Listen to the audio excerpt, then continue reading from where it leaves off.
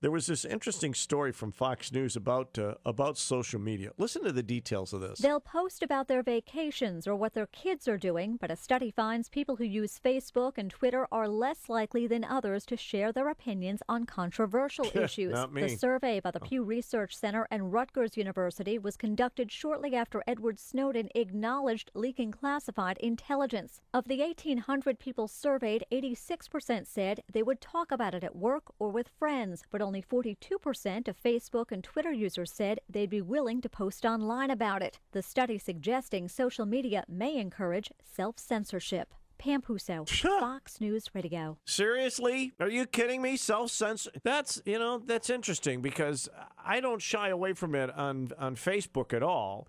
And I do get a lot of the same stuff. And in fact, a lot of times, well, like yesterday, are you a communist now? Yes, all of a sudden, because I posted one thing about the American flag, asking a question, like, say, about the national anthem yesterday, about the national anthem, then all of a sudden I'm a communist.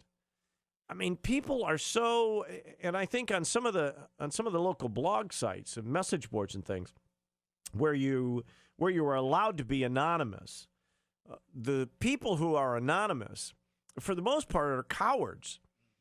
They say whatever they want. They use foul language. They attack you personally. They do all that stuff because they know that as an anonymous person, you can't do anything about it. And you can argue with them, I suppose, and spend time, and I tweak them a little bit. I have fun tweaking them because they're so easy to tweak. That's the other thing. When you're anonymous, you're easier to tweak. You set yourself up. If I knew who you were, I would be less likely probably to go after you in a really mean way. But since you're anonymous, who cares?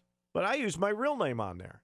When I post locally, it was my real name. And so, of course, people, yeah, well, that's because you work at WGOP and blah, blah, blah, blah, blah, But I find that when it comes to controversial topics, Facebook and Twitter and all these other things, if you're anonymous, you're more likely to be the cowardly person who really attacks. If you're using your own name, you'll still go after those topics, but you'll do so in a way that doesn't put your name and yourself in a bad light. That's what I'm finding out anyhow.